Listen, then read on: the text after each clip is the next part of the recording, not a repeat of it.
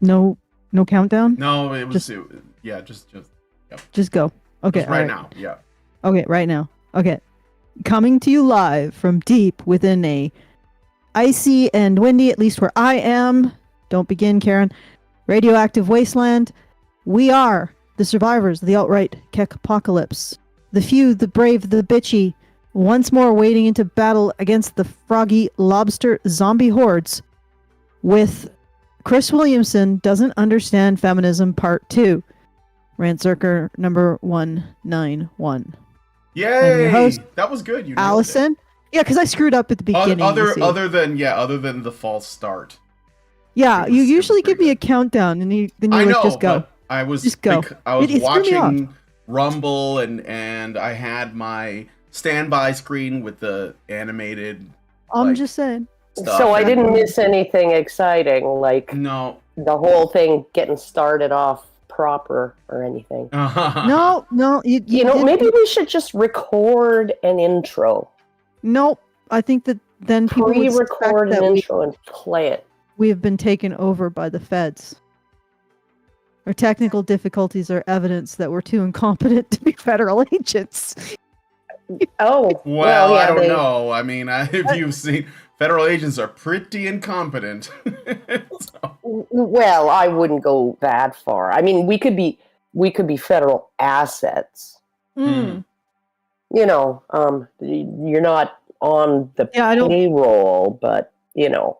But you're being cultivated and paid through your weaknesses somehow. Okay, all right. So we are back talking about Chris Williamson's interview of Bryan Caplan, which is a few layers of recursion, I suppose. There. Yeah, no, it's nice to see this Bryan Caplan guy. Mm-hmm. He's, I mean, I feel like he's clear-pilled and based. Well, he's spent a lot of time watching, you know, my content and your content, and you know. That seems like an arrogant assumption, but I suppose we could make that assumption. Well, no, but it's because he really does seem to hit every single point. Like, he hits every single point, and he's undercutting the arguments in the same way that we do in many ways. Yeah, and the thing too is that. You know, even someone like Warren Farrell, bless his soul and all that, but, you know, like he did not for the longest time, you know, kind of see these aspects of things. Yeah, no. He was like, well, I'm pro-feminist until like not too long ago. And, you know, even Justin Trottier was like, well, I'm willing to work with feminists until... Not too long ago. Not too long ago.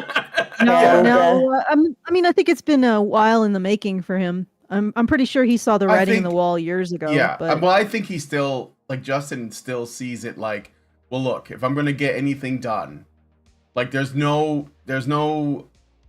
you have to pay the toll troll, basically.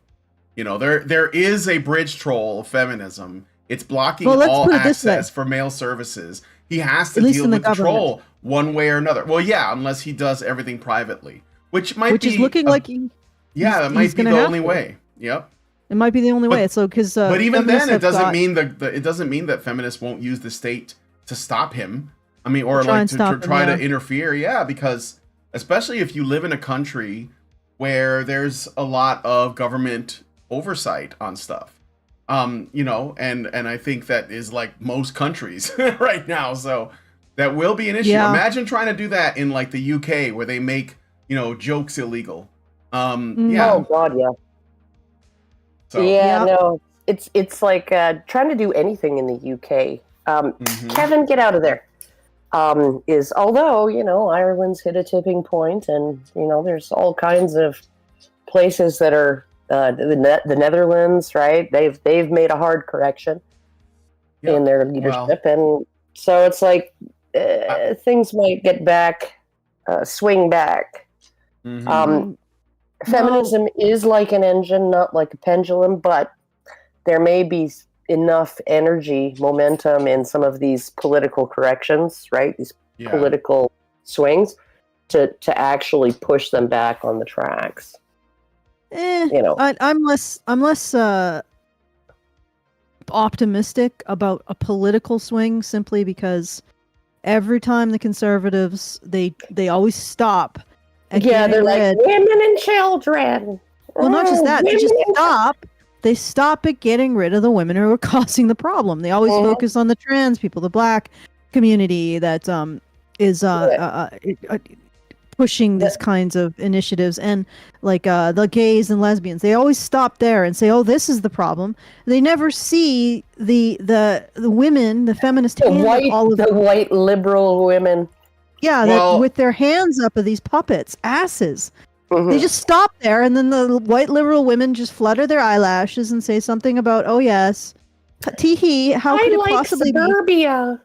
I'm just a little woman," and the conservatives are like, "Oh yeah, well I guess we've saved the women from the people that were oppressing them, that they were advocating for." Jeez. And it just goes back, and then they just start all over again. Yeah, I don't know. Maybe this trans stuff will actually be what finishes or what really exposes. Again, the new Argentinian president he has basically sworn to completely eliminate the Ministry of Women. The Ministry of Women and Equality. So, pa fuera! I'm aware of that. I'm just saying he's an ANCAP. Yeah, sure. But I mean, like, if he does it, and people see that, like, the country doesn't implode into its own asshole as a result, then maybe other people... Well, no, it's gone to shit because of women, though. But like I'm saying, if they see that it's bouncing back and it's starting to do well, then other people will take notice and follow suit. And I've been I've been arguing with people who, are like, just today I got into a big thing with some people that were like, talking about what men have to do. And I was like, what the fuck do women have to do? And they were like, I don't know. I was like, well, there you go. Why don't you look over there? Yeah. Like, so I think the conversation is shifting. Is all I'm saying. We'll see. No, I hope. Yeah. I really hope. But I honestly I get into these arguments with conservatives because they just shuck and jive when it comes to holding women responsible. I think, for example, they're moral cowards. Go ahead. There's going to be a 20% improvement, and that's where it'll stop. Right? The absolute atrocious excesses of feminism, that 20% of feminism that is the tip of their spear, right? They'll take that off, and then they'll use the shaft as like a broom handle for a while, and then they'll put the spearhead back on, and then they'll get back to work. And we're talking about excesses like blocking services for male victims of domestic violence and sexual assault. Blocking services for homeless men. Like, this is despicable. Like, utterly despicable what feminists do. Yeah. It like, there's no excuse for it. Oh, yeah, no, kicking you remember Tom Maddy and his kids that he managed to get back from Thailand? And because his wife kidnapped his three children and took them to Thailand, and he managed to get custody of two of them and bring them back. The youngest one didn't even remember him because it had been like, she was too little, and it had been like more than a year before he tracked them down. And he moved there and spent like 2 years there fighting for custody. It's a good thing he can speak Tagalog, or Tagalog, or however you pronounce it. But he basically, when she kidnapped them, the first thing she did was go to a domestic violence shelter and claim that he was beating her. And then they went and got a restraining order for her. Right? Took her to the courthouse, got a restraining order. And then they kept these two kids. Well, the son was, I guess he was 14 when I met him. So he was maybe 10 or 11. And and the daughter was, maybe 14 or 15. And she said, because she did a panel for a red pill screening here in Edmonton, she said that it was the scariest thing because they came right out and told the family that when he turns 12 or 13 or whatever it is, whatever the age was, he can't stay at the shelter anymore. Can't stay with his mom. They're going to kick him out. Can we get into the... Yeah, let's get into the thing. Get into the video. Yeah, I mean, that's part of the problem. They also kick out boys, but... And the biggest issue, it would be, you know what, if feminists kept to their lane, were just like, yeah, we just focus on women and girls because that's our purview, fine. I mean, I don't care. Like, if you just want to focus on the killer whales, that's fine. Yeah. I didn't use killer whales for any other reason. It was just the first marine mammal that or the manatees or whatever. Or the manatees or the dolphins, or you but just don't declare war on the people who want to save the elephants. It's like, yeah, just let us be. Yeah. Like, don't be like, yeah, we're gonna harpoon your efforts. We're gonna poison your funding streams because we just hate them damn elephants. Yeah. Like, just go away. Focus on what you want to focus if that's the case. Just don't impede people who care about men and boys actually providing services to men and boys. Yeah. And I don't think that there is any way that you can excuse this behavior. It is despicable. Yep. All right, let's hear what Chris Williamson thinks feminism is. So we're still in the section called promoting women's issues without feminism. So I guess Chris Williamson is asking the impossible question: how do we advocate for women without feminism? It's literally the only way. I mean, isn't it? And so this guy... I have so much I could say to that. You do it without the oppression narrative, that's all. Yes. You just say women could use a hand here. Yeah, and when you're factoring in like what the problems are, you measure men's issues too. But I think on some level, feminists know that if you do, then the sympathy for both is going to go down, right? Yeah. So if it's uniquely female suffering, if it's uniquely female suffering, then people want to get involved. If it's both, then people are less interested in getting involved. But here's the catch. Here's the catch. If they present it as uniquely female suffering, they will never reduce or eliminate it because they will not be looking at all of the data, and no solution that doesn't look at all the data works.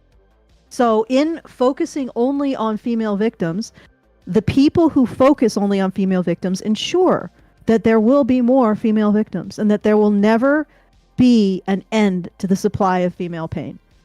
So in actually focusing on women, you are harming them. You are guaranteed to continue to perpetuate the problem through solutions that often just exacerbate it.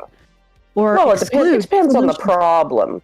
Exclude solutions that would ameliorate some of the issues. Okay. Yeah, like if the problem is that homeless women can't afford to buy tampons, you can buy them some tampons, right? Like it's yeah, but that doesn't require a construct in which you have to blame half the population for the fact that women need tampons in the first place. That's just if it weren't for those men, women wouldn't get periods. No, I get what you're saying, Karen. It's not just the intervention; it's the framing of it as being female only, and the mental logistics necessary to frame it that way that become very destructive and actually stop helping women. Like right now, every person who's incapable of recognizing how these systems, how these situations, how these social problems affect men, the data points in relation to men for these social problems, every individual who refuses to recognize them is also harming women, period. Yeah. Okay, that's just the way it is. You cannot create an effective solution without only half the data. If you ignore half the data, all you're doing is perpetuating the problem and feeding off of it. So I would say the only way you can promote women's issues is without feminism. Yeah, it's the only way. All right, it's the only way. Are you guys looking at the video right now? I'm going to hit play. Yes. Okay. But people can't do that. What I would say is that there's always priorities. And anytime that you say that my issue is super important, you are implicitly actually saying that the other issues are at least as I should go and get some of the attention that other issues are getting. Usually you're a little hazy about what issues you want to de-emphasize. But yeah, I do think that there are actually good reasons, once you realize that a problem is not a big deal, not to go and emphasize it and not to go and prioritize it. You've probably heard of effective altruism. It's this idea that philanthropy should be based upon, first of all, how big is the problem? Second of all, how much can we do about it? And what's the actual payoff that we get? So I would say that would be the general guide. I mean, I do think that, not focusing on gender is at least a good presumption, because it is the kind of thing that promotes the two negative emotions that I'm warning my daughter about in the essay, which, first of all, antipathy of just being angry at a bunch of other people who really are not even responsible, or at least most of them are not, and then self-pity of just feeling like a victim. So I feel like you don't want to have a philosophy that encourages antipathy or self-pity. Human nature ding, already... ding, ding. Yeah, that's pretty good, right? Yeah, that's pretty good. Yeah, don't embrace a philosophy that leaves you. Although I angry think that the antipathy leads to resentment, and that's when it gets ugly. So yeah. I'm curious how a lot of these women justify, this is what we're seeing. Feminists are opposing initiatives to help men and boys when they're victims of things, domestic violence and rape. They're opposing it. They're not just recognizing it. They're opposing the actual services, regardless of how much they are. Well, because men don't deserve them because they are the perpetrators. And even if you have to go all the way back 2.5 years, right? 2.5 million years, to find the very first perpetrator of domestic violence or rape, well, that's guaranteed to be male. And the only reason women do these things is because men started it. Men taught them how, Except that they've actually seen the abuse that they see in the wild with primates is female on child. Basically, that's where it starts. Yeah, it starts with adult female on child. So there you go. That's really the origin of abuse. But what I was trying to get at is feminists are opposing all of these initiatives just to help men. They're not just opposing them. Categorically, basically what you're saying, based on the fact that men have original sin because of patriarchy and don't deserve services, apparently.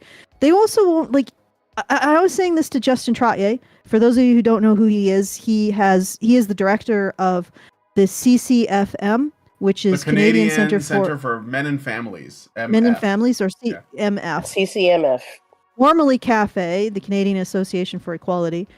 Which was interesting. I told him this, that his name is getting more typed towards men and masculinity, whereas I've seen other organizations of his type go away from calling themselves, about men's issues, about men and families. I think Glenn Cook, I think it was, had an organization that was originally Men and Families, and he changed it to the National Parents Organization. Yeah. But what I've noticed is that over time, these men's organizations move towards gender neutrality, just like the gamma bias they were talking about earlier in this video. Yeah. That we want to present, if something is positive, we present it as female. If something is negative, we present it as male. If it's positive in male, we move to gender neutral terms, that kind of thing. Well, Justin has gone the other way. So he's gone from something that was presumably neutral. I mean, I think he still is very much about equality. But he moved towards being like, no, we are going to focus on men and families because they are underserved. And what I was saying... I mean, he originally, that was in the mission statement, to focus on underserved communities, men and boys in particular. And then he identified to his satisfaction that men and boys are indeed underserved. Mm-hmm. And then he changed the name of the organization. So that's a bold move. Yeah, it's bold and it's got a lot of integrity behind it. But what I was going to say is feminists don't even allow the amount of services consistent with what they accept for male victimization, which is 15%. And by the way, guys, that is an enforced number. Like in the US, feminists will investigate police precincts, police departments, police departments, if they ever arrest more than 15%. Like, if the arrests for domestic violence ever go over 15% female, they are investigated for gender bias. So feminists have instituted a quota, and then they turn around and say, wow, men are only 15. Yeah, because you've instituted a quota on male victims. An acceptable amount of male victims. Just to recognize, to acknowledge. It's almost like they actually don't give a shit. It's almost like they don't give a shit about men or women. It's almost like that. Anything but money. They're just trying to make their money and hold on to their power. Or their ideology. Yeah. They hate men. Like, let's just be real here. They hate men. I'm just like, I'm not exactly sure why I should excuse this. Like, I've seen it myself. I've had people send me emails where they've started a group therapy for male victims of sexual violence, and they have been targeted by feminists and shut down. Yep.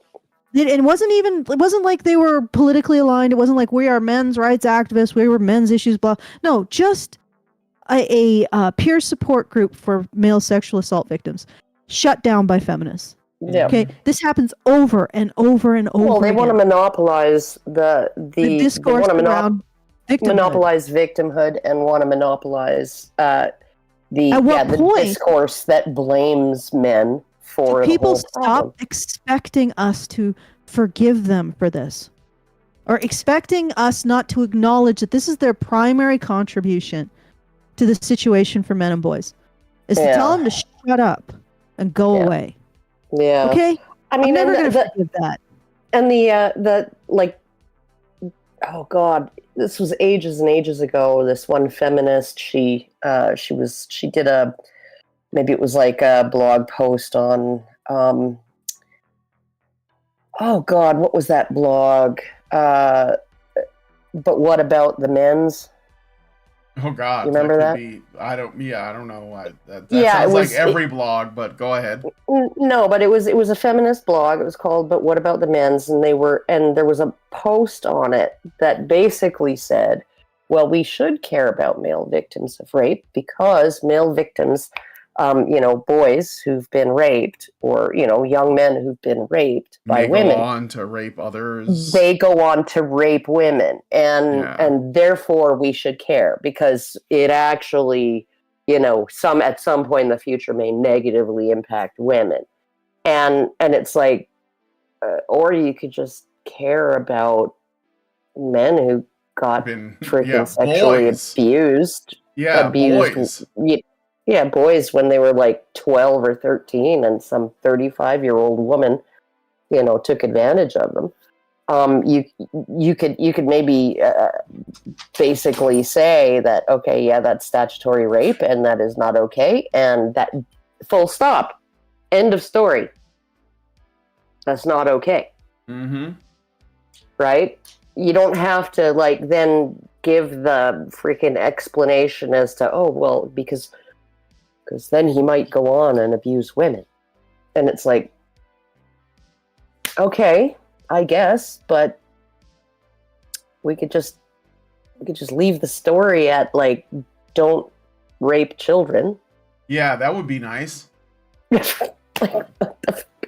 Okay, let's play some more. Naturally does way too much of both of these. It is better to go and try to free yourself of antipathy and self-pity than it is to foster them or to create a whole philosophy that justifies them. I mean, honestly, I think that there are a number of major issues that the view that there is a problem is just false. So, like the gender pay gap, I just think that it is false to say that women are being mistreated by labor markets. So the best thing would be if there is, first of all, a recognition of this fact, second of all, an apology for making a lot of false accusations, and then we're just done with it and we move on. So labor markets are actually very fair. People are getting paid based upon their performance. If you have different preferences, the market lets you satisfy those. Be grateful and stop the complaining. And if you say, well, I personally... But that's pro-capitalism, dude. Oh, yeah. Yeah, that's pro-owning. I know, but that's pro-owning stuff. It's like what I said too. It's basically was in the Q&A at that first speech at Ryerson that I gave, where about the pay gap, and oh well, it's because I said, well, women make different choices in terms of what fields they want to go into, what careers they want to have. And they're like, well, that's not okay. And I'm like, okay, if a woman feels fulfilled by being a nurse and not an engineer, and a man feels the opposite by being an engineer and not a nurse, and they both end up happy, functional, fulfilled adults in careers that they enjoy, what injustice has been done? More like, than Sarah, that, tell like, me. Who's the money? Tell me. Men make more money, but who do they spend it on? Yeah, it doesn't I know, matter who makes the money. It matters who the money is spent on. I know, but you don't even need to get into that. You just have to say, like, if a woman wants to stay home, she is not being, and she's able to stay home to raise the kids, look after the house, all of that, whatever, right? If she's able to do what makes her happy, how is she the victim of an injustice? Mm-hmm. Like, and then, okay, and you can say, well, but she won't have as much of a pension. Yeah, but her husband's going to die like 10, 20 years before she does, and she's going to inherit his pension. Yep. All right, just play some more. Or actually, you know what? I could do the things. Okay. Do a thing. Go ahead. Yes. And I do have a thank you. All right, I'll just do a double check. So, once again, we are doing our monthly fundraiser. So if you would like to help us out to make sure we can continue to create this content, please go to feedthebadger.com/support. I think it's really critical to make sure that we can continue to talk about these issues. And as we've seen with Pearl's recent demonetization, you can't really trust ad revenue through YouTube. We never did because we never really got it. We've always relied on your support to make sure we can continue to do this. So if you want to see us continue, feedthebadger.com/support. I would hate to wake up one day in the void of HBR's absence. So feedthebadger.com/support. And if you want to send us a message, if you want to complain about anything we're talking about, you want to yell at us because you disagree with us, you want to agree with us, which is, that's great too. You want to send us strange riddles, it's okay, Vexram. You puzzled us, but that's okay. It's good to be puzzled. I think that a spring was a really good answer to that riddle, by the way. It turned out to be keys, guys. That was the answer to the riddle asked in the previous episode. Keys. Oh. But spring, I think spring's better than keys, honestly. Anyway, so if you want to send us head scratchers, Sudoku puzzles, I don't know, snippets of your favorite books, whatever you want, do so at feedthebadger.com/justthetip. We get the full benefit of whatever funds you put through because that's the minimal. Going to feedthebadger.com/justthetip is the minimal amount of funding loss to HBR, and you get the full benefit of avoiding YouTube's comment enhancement system. We'll just call it the comment enhancement system. I hope you guys can figure out what that means euphemistically. But anyway, they enhance your comment by erasing it and taking the money. So feedthebadger.com/justthetip to avoid YouTube's comment enhancement system and give us the full benefit of whatever funds you want to send us, and feedthebadger.com/support to make sure that we can keep doing this content. I will do some arm twisting at the half hour. But we do have one thank you. So Craig C gives us $25. Thank you, Craig C. Oh, thank you. Good news, everyone. So once again, if you'd like to join our very generous supporters, feedthebadger.com/support. Put it into your URL now. You don't have to go there and put anything in yet. Just put it in there and ponder it. Feedthebadger.com/support. Okay. All right, let's play some more of the video. Personally, and being mistreated, then that's mostly life is not perfectly fair, but it's not an issue primarily of, or even according to the evidence, of being a woman. It's just that life's unfair. Right, so you would deal with that on a case-by-case basis. Yes, and just say, and again, of course, if an individual says I'm being treated unfairly, my normal advice is, is the person you're dealing with at all open to reason? And it's like, well, no, if they were, we already talked about it. Like, well, you probably need to get away from that person. right? Or unless there's some other more, person above that person that's open to reason.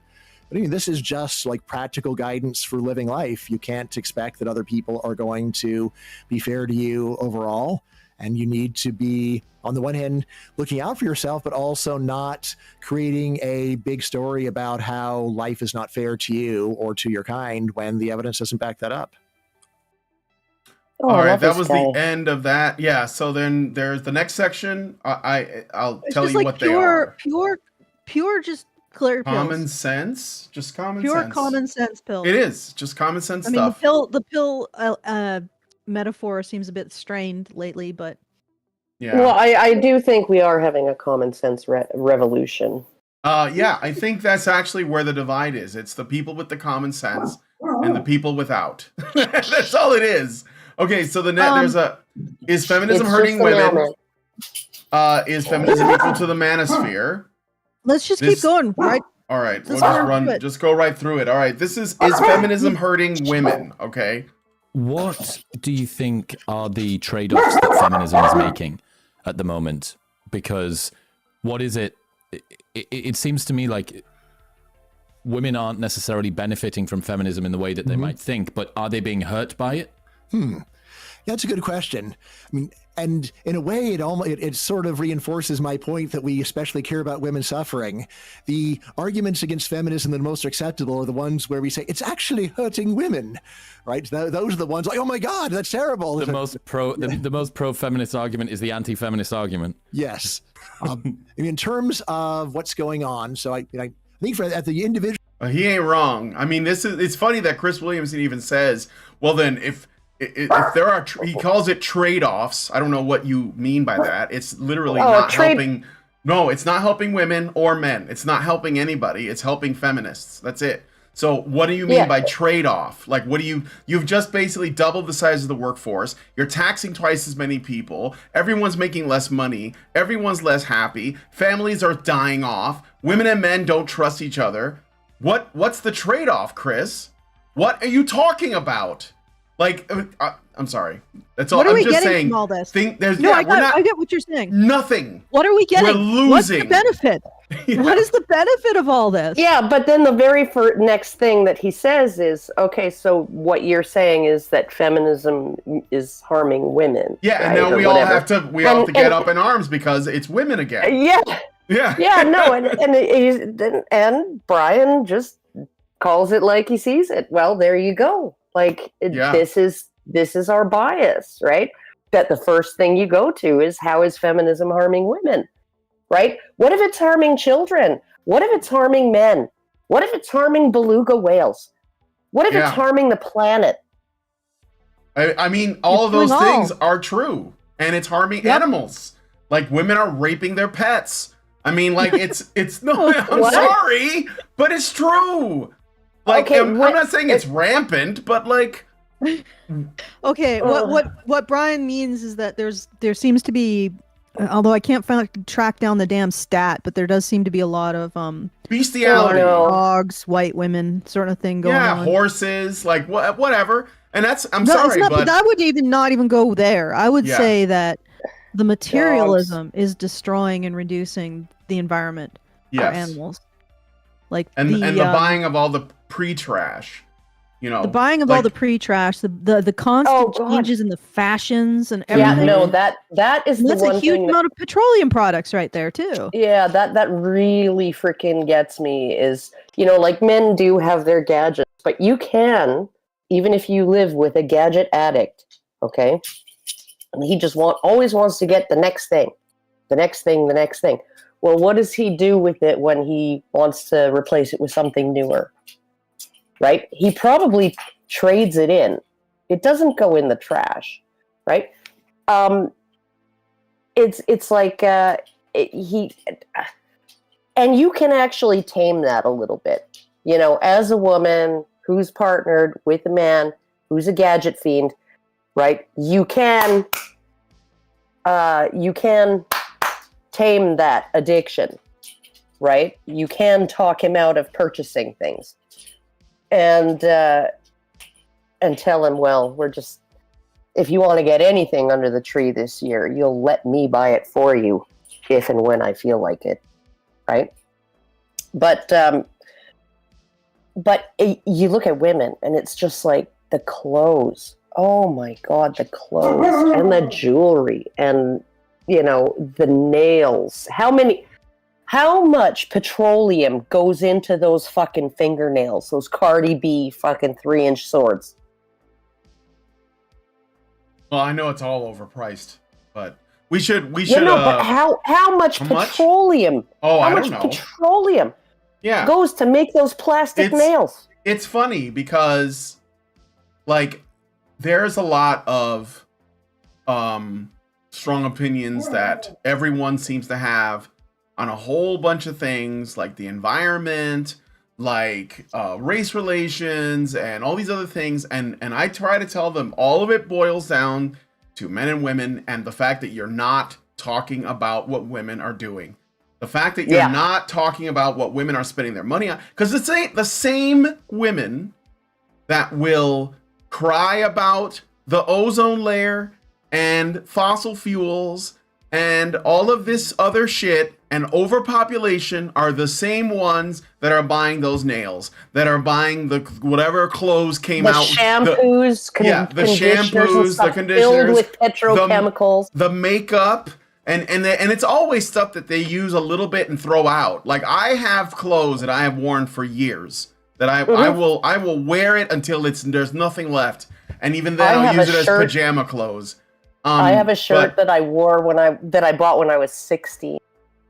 Yeah, so I'm saying, like, the group that it's just like how the United States gets blamed for all this shit, and not the countries that are doing the most damage, like India and China. But it's not just that; it's the fact that women are doing it a lot more. And it's the same people that complain about capitalism and consumerism that are the biggest fucking consumers.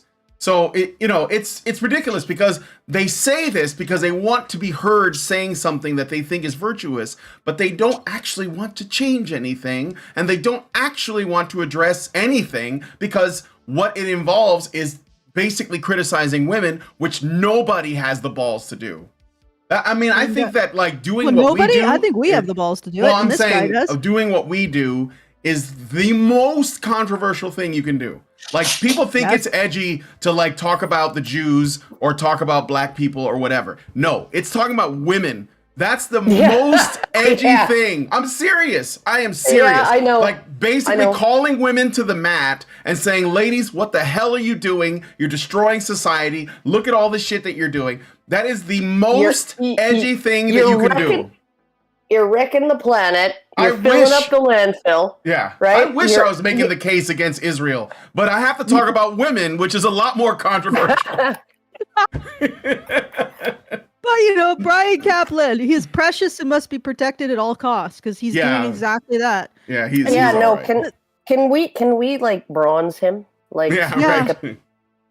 But what I was going to say is, even to some degree, the way that Pearl goes about criticizing women is safer. And correct me if I'm wrong. Women can do it though. Women actually, like, well, not just women, but the way that, like, what she's criticizing is. It's well within the rubric of what used to be just considered catty, right? And it's also well within the rubric of what used to be considered traditional and what still is considered preferable to half the population, right? Of conservatives and traditionalists. It's not really out of the Overton window that much. But what's really out of the Overton window is to say things like, there is no angel in the house. Or if there is, she's busy raping the dog, apparently. God, that's an aside we're probably not going to live down. All right.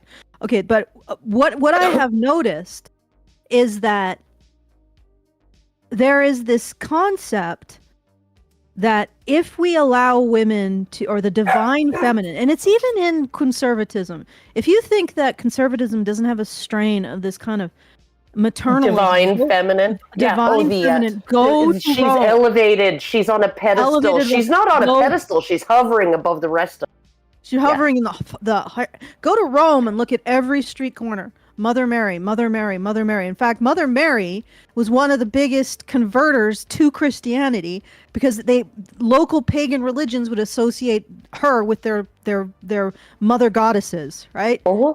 Over and over and over Not again. just their mother goddesses, but their own mothers. Yes.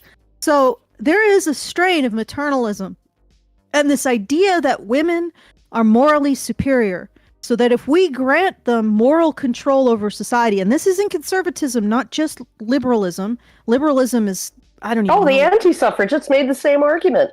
The anti-suffragette women, right? Yes.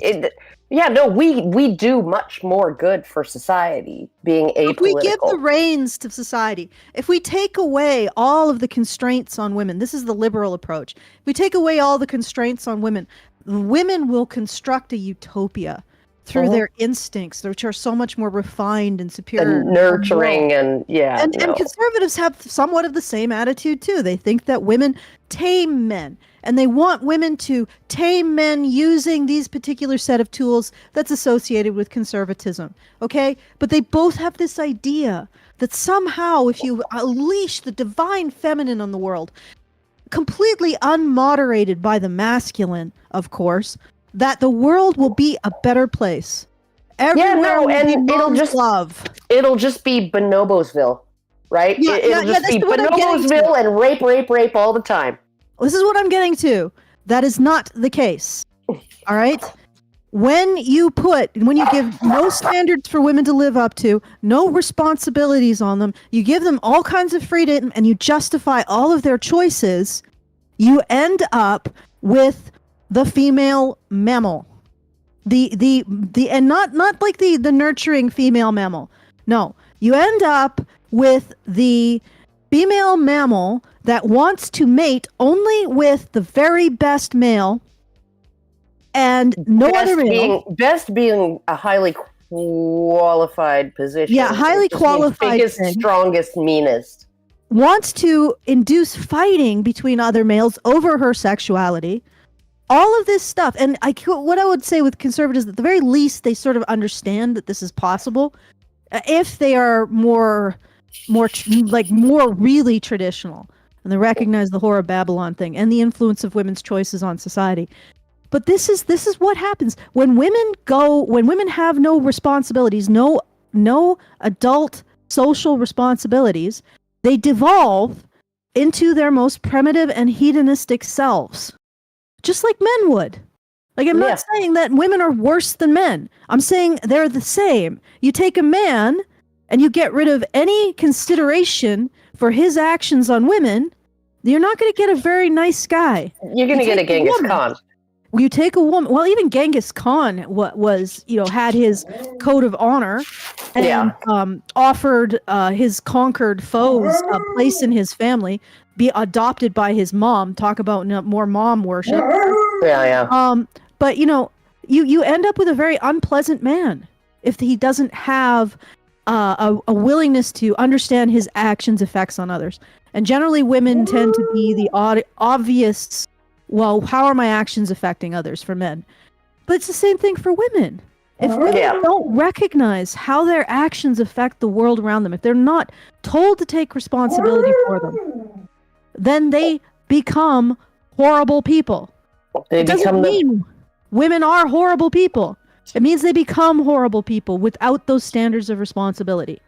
Yeah, no, and it's like, basically, I think that traditionalism in its many different iterations, right? Everything from hunter-gatherer traditionalism through agrarian and European and, Middle Eastern and all of that, right? So the traditional roles that seem to apply pretty much universally across cultures historically. I think that was like a grasping for a balance of power between men and women, even feudal societies and stuff. It was a politely unspoken agreement that women would basically agree that men were in charge while women were at least equally in charge. and like this is, and it was just a way to temper the impulses of both sexes and motivate them both to perform right in terms of productivity and community cohesion and all of that, right? And so I think that like there really is a whole bunch of stuff, not just going back to the Bible, not just even going back to the Old Testament, but going back to Gilgamesh and like the very first written text. You have this kind of dynamic where masculinity goes from being immature to mature. This is, the boy grows into positive manhood, and but women were also women were not always portrayed as nice. They were sometimes portrayed as victims, and sometimes portrayed as villains. Villains, yeah. And also sometimes portrayed as heroes. Yes. But I just wanted to clarify some of the, like when I said that what women today are doing in the dating market is evil. I just want to point something out. Men have to sign up for selective service, which no matter how you slice it, means they're still expected to die. If necessary. If necessary, which is looking like it might become necessary, they're expected to die to uphold the society that they live in. And women, so basically they're expected to die for women, because women are not expected to die, who won't even marry them. Yeah, and who kill their babies. Sorry, I had to say it. Okay, well, I mean, I'm pro-choice, so I'm not going to get into that argument, but I'm pro-choice too. I hold my nose and I say I'm pro-choice, but I don't have to like it and I don't have to think it's right. Okay, fair enough. Right? But honestly, even setting that aside, setting aside the killing of these men's babies, like maybe these men were the ones who pressured them into abortion. Maybe it was an agreed upon decision, whatever. There's a lot of complexity there, but you're right. Men have no say, and that is unfortunate. But just setting aside that, men are expected to die for women who won't even marry them. And on a lesser degree, men still have to work to earn a sense of value. So they still have to contribute to our society to be considered of worth of any kind. Yeah, and then they pay taxes, and the government hands all their taxes to women. Yeah, and their taxes pay for women's services. And the work they do maintains the comfortable lifestyle that these women live, like the first world women live within. And not just that, let's expand outward from first world men who are paying the taxes, doing the infrastructure work, and ultimately responsible for laying down their lives to protect the women who won't even marry them. Okay, let's go another circle outward in our little currency feudalism that we exist within. The productivity and the pair bonding, we are preying on the productivity and the pair bonding of other cultures. Yeah, that's what gives the world reserve currency and all of the other currencies that have they're basically locked to the world reserve currency. So I'm not isolating the US with this. That's what gives the purchasing power. All of the other currencies that have strap lines, I think it's called strap lines with the US. This is what gives them their purchasing power. That the US is the reserve currency, that it's tied to the petrodollar, that everybody has to use it to exchange it to get that gas that everybody needs. And that way, you create this osmotic pump where productivity goes from some cultures into the cultures that are tied to the petrodollar. So not only are Western men doing the infrastructure jobs, doing the paying the taxes, and also potentially fighting the wars to protect Western women, everybody else around the world is feeding their appetites for material goods. Oh, not just that. We're poaching all of the male talent from Other cultures. from developing nations, right? You know, we're bringing in. Yes, we're bringing in some Filipina au pairs, right? Nannies for wealthy women's children, okay, and depriving a Filipino family of their mother, right? But more often, we're bringing over Lebanese, Afghan, Egyptian. We're bringing over Algerian, Nigerian.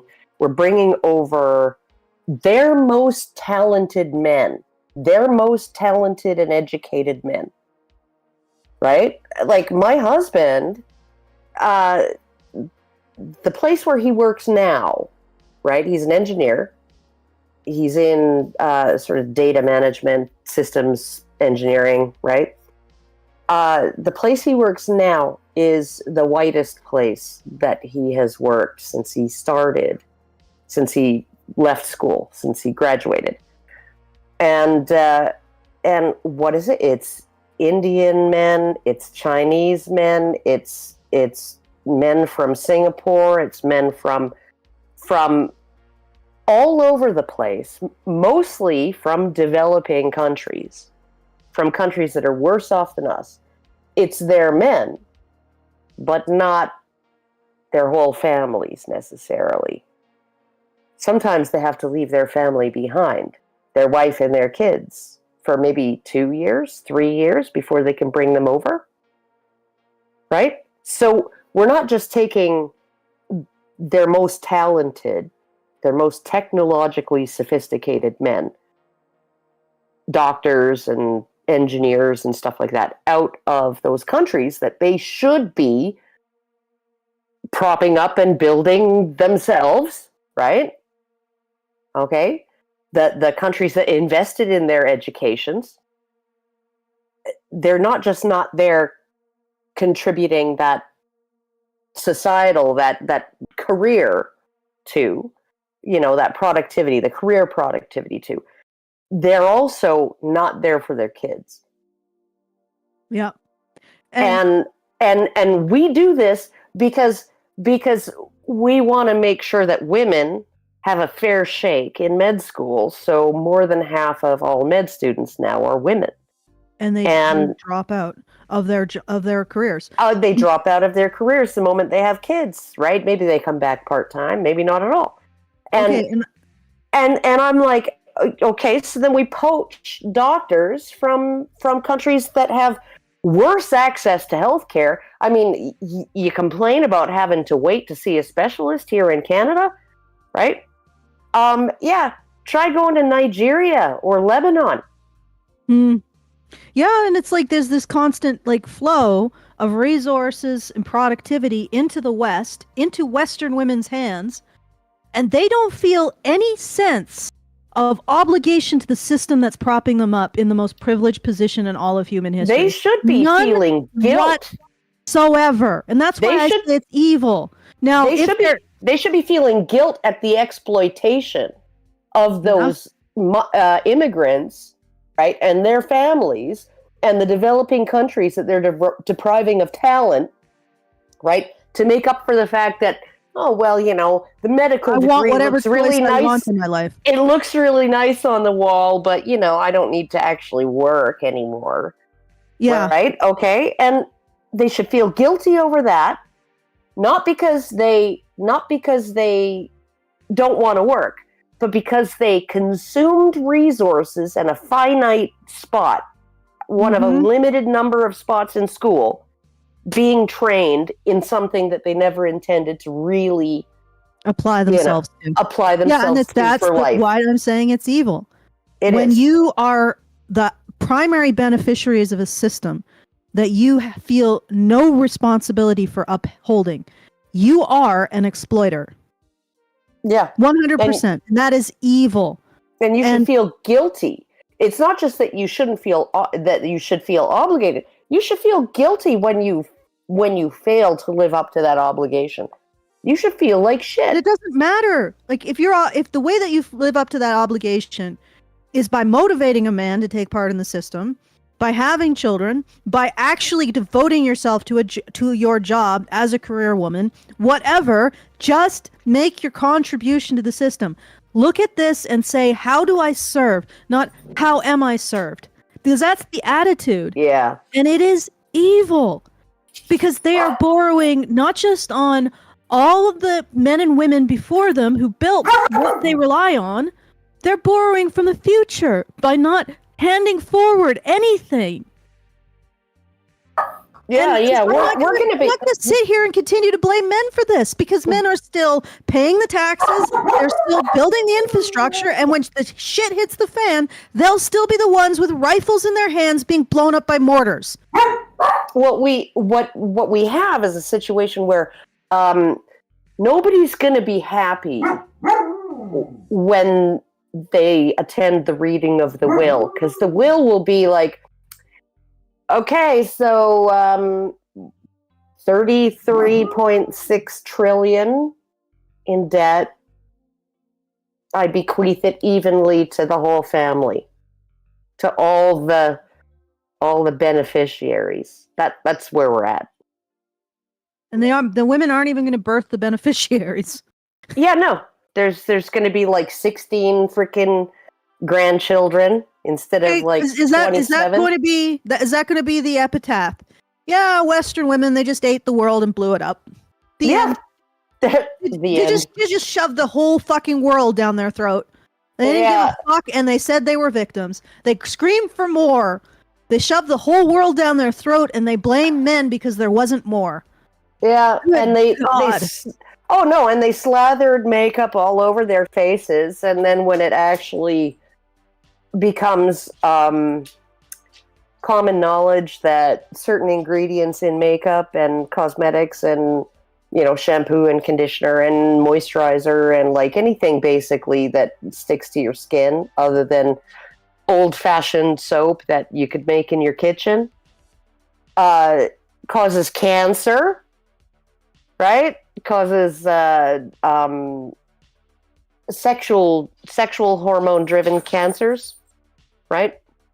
They're going to be, the men did this to us. They invented these products.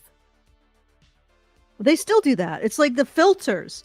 The TikTok filters are patriarchy working, horribly oppressing women. It's ridiculous. But that's what I see. And it's evil. It is absolutely evil.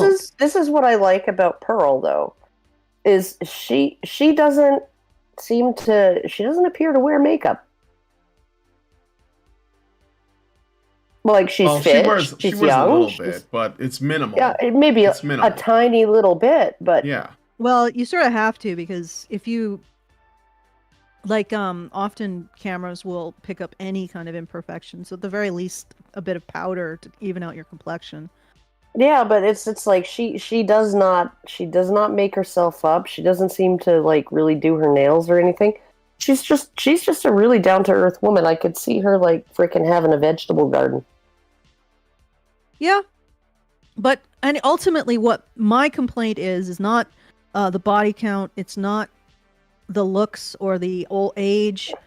It's just the attitude of of waking up in the morning and saying, "How can I be served?" rather than "How can I serve?" Especially when you're in a position of getting so much from the rest of the world. Yeah, but they've been told that they're not getting anything. I know, and I can, you know what, I can say this: if you're doing it without knowing it, that's one thing. If there's no intent, that's one thing. But once you understand what you're taking from the world and what you're not giving back, you need to stop. And at the very least, giving back to society for women isn't just, it can be working an infrastructure job, doing a good job in whatever you do, being a doctor who works the usual hours, devoting yourself to your career, devoting yourself to your family, devoting yourself to your community, whatever it looks like. It doesn't matter, whatever it's particular to the individual you are, but just just got beyond this attitude of how can I be served. Yeah, no, here's the perfect example of that attitude is, okay, in Australia now, the percentage of undergrads, right, who then go on into a veterinary medicine program that are women is 95% now. 95% of all the veterinarians being trained are women in Australia. And there was a guy, a philanthropist, who started a scholarship fund, right? Because now they have a shortage of large animal and livestock veterinarians, because female veterinarians want to do fluffy little bunny rabbits and guinea pigs and, puppies and kitties and, and birds and, and all of that. They don't want to stick their freaking hand up a cow's freaking cooch and pull the calf out backwards when it's breech, right? They don't want to be doing that because it involves a lot of outdoor work, and it's you're in the elements and you're around stinky animals that aren't necessarily going to treat you very well. So, and they're not very cute. So you have this shortage. So this philanthropist started a scholarship program that was open to everyone, but was preferentially geared towards male veterinary students who had an interest in rural veterinary medicine, so livestock. Okay? And the feminists lost their shit. Sexist. Right? And he's like, no, we just need people who are prepared to inoculate cows and pigs. And this is one of the most astoundingly evil parts of this. Okay? Men prefer to be large livestock vets. Well, they don't prefer it. I don't think that they prefer it.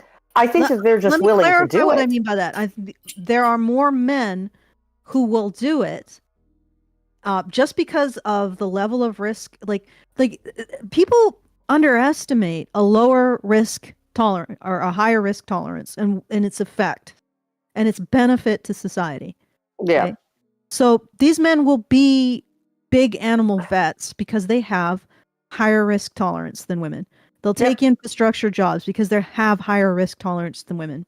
That is not just risk tolerance. It's like actual adversity tolerance, right? Yeah, tolerance of discomfort. For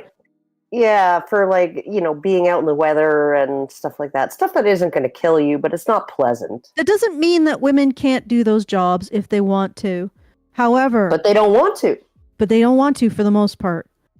And to go in and realize what our society has certain jobs that need to happen to perpetuate itself, to create the comfortable environment that feminist women enjoy.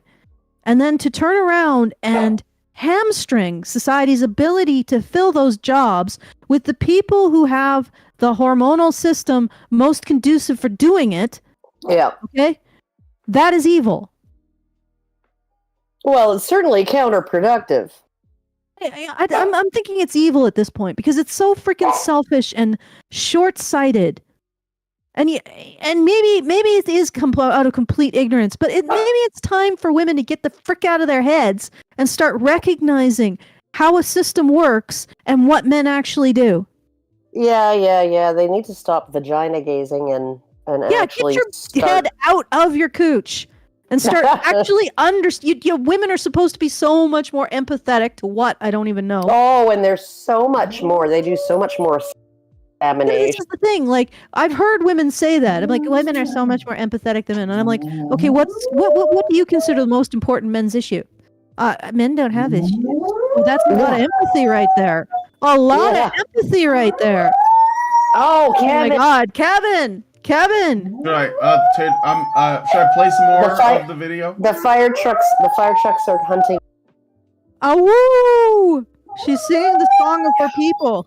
Yeah. Okay, let's listen to more. I'll play more. Individual level, the main issue is just promoting negative attitudes of antipathy and self-pity.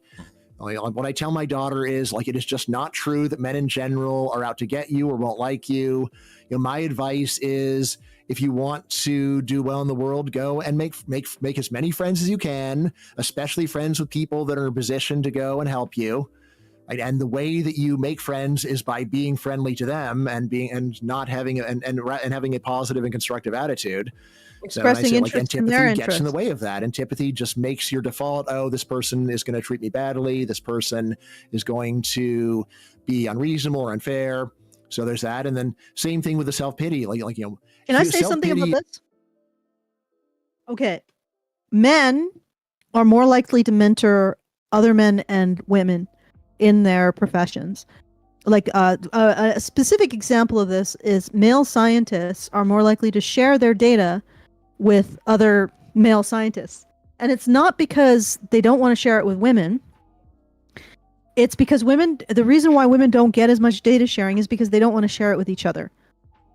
So yeah, no, when feminists create this blockade between men and women in the workplace, it's women who are going to lose out more because they're going to lose all of those mentorship opportunities, and women don't mentor each other. Yeah, they don't. Men actually, males in science, men are more happy to mentor, prodigies of either sex.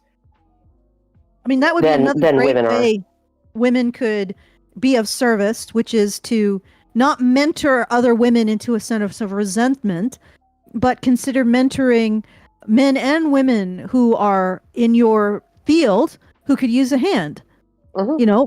Consider sharing your resources, ladies. Understand that as a woman, that may be more difficult for you. Instead of claiming a fatuous moral superiority, maybe recognizing the areas that women have more difficulty, such as sharing resources, which makes perfect sense because women's access to resources, that's what they evolved to compete over. Yeah. So it's more difficult. You have to exert a little more effort morally and intellectually to overcome your instincts as a woman to hoard resources. But that would be a good way of being of service to others. Yes. Oh yeah, no, and it's hilarious because if you actually try and tell women, men accumulate resources so that they can compete with each other for sexual access. And also giving them away. Honestly. And yeah, of course. Or social status. Because there is nothing that that boosts your status like saying, I have so much talent, money, whatever. I can afford to give it away. Right? So, you have this, okay, so that's a man's instinctive nature. Right? A woman's instinctive nature is to compete using sexual access over resources. And it's like, so men make money to get sex and women have sex to get money, right? And you neither is very pretty, right? Like neither speaks well of it neither puts anybody on like a higher moral plane than, just dirty humans, right? We're just a bunch of dirty humans. Women are fucking to get money and men are making money to get fucked, right? But you mentioned that second part of the equation, women's role in that they compete on a sexual hierarchy or a sexual attractiveness hierarchy in order to acquire resources and hoard them, right? And women will flip out. They don't like hearing that. Women do not like this is why I don't mind Andrew Tate. I'm not particularly fond of him, right? But I don't mind him because at least he's willing to admit what the game is for men. He's like, yeah, and I'm playing it and I'm winning. Okay, well, at least he's willing to acknowledge that he's part of that dirty game, right? Then you have all of these feminists, the women in the womanosphere or whatever, the femisphere, right? Who are just like, no, that's not how things work at all. You know, like women aren't attracted to the top 20%. Well, you know, here's the thing. And women don't use their sexuality to get resources. And women would never do that. And it's like, yeah, God. They fucking do. They can. They do. They can't stop. Won't stop. Yeah, and here's the thing. Like, what is the point of being alive? If there is no negative consequences, like I recently watched this video. I know this is a little bit esoteric, but it's a man who went through the process of a near death experience, and he talked about having gone through the afterlife and learning that there is no free will without evil, because you have to be able to choose evil to choose good.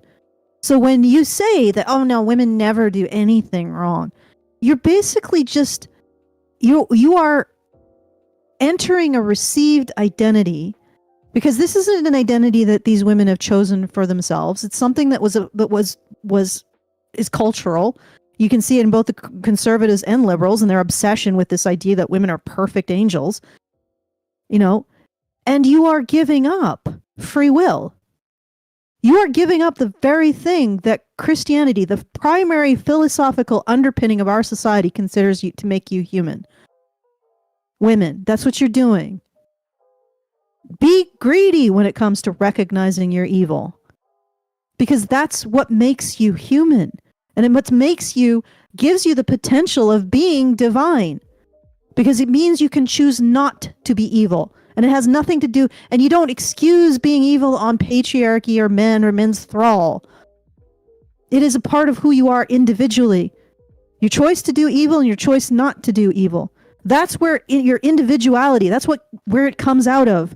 And what is the point of living a life if you don't develop yourself as a person? If you don't exercise your free will? If you don't be human? Right, Kevin? That's right. She's saying, you go, girl. Yeah. Testify. And it's like, this is yes, women use their sexuality poorly for incredibly negative they don't. things. I wouldn't even say they use it poorly. It's just they throw it away. They use it and they throw it away. It's like they use it. You can use your sexuality to get the things that you want, as long as you give value in return. And I'm talking about using it to incite fights. Oh yeah, using it to get things without giving anything, like stuff like that. Key and Peele's what was it? Fighting Megan's Battles. That was one of the best sketches ever, because she would just like orchestrate the situation where like her boyfriend would have to fight, and over and over and over again. And but anyway, I have to step away for about 15 minutes. Thought. Okay. Yeah, you finish your thought. 15 minutes. All right. We'll look forward to you coming back, and I can also do some because it's of the hour. It's past, and we still haven't moved the needle. So guys, please go to feedthebadger.com/support and help us out. I just want to remind you that we exist because you guys do that. So it's really critical. Don't think like if you really only have $5 rattling in your wallet, $5 is the last $5 that got us over the hump. So please, feedthebadger.com/support. You won't have to listen to me trying to twist people's arms if you do that. So my conclusion to this is that it's evil, or the recognition of our potential for evil, that gives us free will, that makes us human, and that gives life meaning. Like that, life is a series of choices. And those choices are what gives life meaning. It's how you express yourself as an individual. And women are sacrificing all of that for what? Like earlier in this, Bryan, you said, what the hell are we getting out of this? Families are destroyed. Nobody's happy. Everybody's neurotic and overweight and under-exercised and eating their own ass. What are we getting from all of this feminism over the last 3 generations? 5, 10 generations of feminism. What have we gotten from it? How do we have to show from it for it? Yeah. And don't forget nihilism. I know some people don't like that I bring that up, but you know, people are just sort of drifting. Like every person, I think, when they start to grow out of childhood and they're thinking about their future, especially men, but I think women do too, they start thinking about what they're going to do with their adult years. And many of them want to find a partner, pair up, get married, and have children. This is, I mean, you can call it trad if you want, but it's what most people want. I don't think it should be it's just the way we are, right? And it's the way we've been for generations. And so if you take that away, like you basically create an environment where women are afraid and distrustful or even angry at men, and it starts with their fathers, who they've already, again, there's a lot of institutional obstacles for men to be available to raise their children. So it's a self-perpetuating cycle. And if you do that, and then you have, you know, girls with daddy issues on SSRIs that are distrustful and fearful and anxious, and they thought that they could, you know, get a job and make some money, but then they don't realize they don't really want to do that. And then you have men that can't live up to their standards, that are also experiencing failure to launch, and they get addicted to pornography or some other diversions or distractions. And all of this was created by feminism and, by extension, the sexual revolution. And now we're just seeing the seeds of all that, and there is no benefit. And so when Chris Williamson says, what are the trade-offs? I'm like, what are you talking about? It's been nothing but penalties. It's been nothing but penalties. Like kids that don't know who their father is. They're angry with them. The economy is in shambles. You know, men and women are not pairing up. They don't trust each other. And then you have like a bunch of men that have no prospects, and a very small number of men that will just run through as many women as they can, because why should they settle down if there's all this available? And the women are blaming the men at the top that don't have to choose them. They're taking that experience and using it to blame all men, even though the truth is that most men are men that they wouldn't be willing to settle down with because they're not good enough. And so we're in this mess. And I think it is directly a product of all those things. And I don't know what Chris, I don't know. Well, we'll see how Chris responds. I just wanted to say something. I mean, we put a lot of crap on the guys, the top 5-10% of guys who are running through all the women. But consider that a lot of these women aren't ready. They're poorly socialized. They're sort of feral, and they're not really good for a relationship. No, I don't blame these those men guys. might actually be wanting relationship with those guys, but I'm saying that. No, I'm not saying that. I'm just saying that it's this common attitude. But I don't know if they're getting what they want either. No, I don't think they are. I mean, I think because they become themselves a booty call for women who are incapable of having an adult relationship with another human being. Yeah. You know, there's a huge socialization problem for men. There's also a huge socialization problem for women. Women shouldn't be reacting to being approached by a stranger in the way that they are. Those are the reactions of something feral. You know, something poorly socialized. But you know, the needle hasn't really moved, so I guess I gotta convince you guys to help out. So I'm gonna do that by just talking about all of this stuff, you know, because I'm somebody who I really need the world to make sense, right? I need things to be logical and rational. So so when I watch something like the Barbie movie, what really infuriates me isn't just the feminism. It's the fact that feminists are apparently okay with their great enemy being in power, as long as we all know that it's not patriarchy. It's not the nail. It's how patriarchy makes them feel. So they're content with the great patriarch Will Ferrell still being in power at the end of the movie as long as he listens to the woman. Because again, it's not about how patriarchy makes. It's not the existence about patriarchy. It's how patriarchy makes you feel. That infuriates me. Because it means it's a lie. It means it's just a way of manipulating people. It's just a way of manipulating men through a convenient narrative that is unscientific and it's balderdash. Right? And for me, knowing that so much of our society is based on something that is fundamentally corrupt is horrifying. And it's exhausting. And in many ways, I complain a bit about doing this content. But to be able to talk about it is a great relief. And the only reason that I've been able to talk about this for as long as I have is because you guys have extended yourself to support us in creating this platform. So I'm very, very grateful to everybody who does. Everybody who puts in the time, puts in their resources to help us continue to do this. Because without it, I wouldn't be able to talk about these things to an audience. I wouldn't be able to say my words and feel like I'm heard.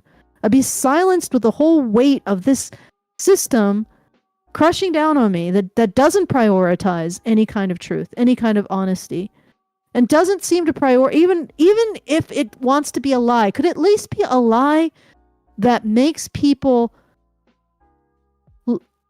have more affection and consideration for each other. I don't know. Could it be a lie that is not nihilistic? Anyway, once again, I want to thank you all for supporting and making sure that I'm not silenced. Bryan isn't silenced. Well, Karen wouldn't be silenced, but she might not actually be doing this work anymore if it wasn't for HBR. She can answer to that.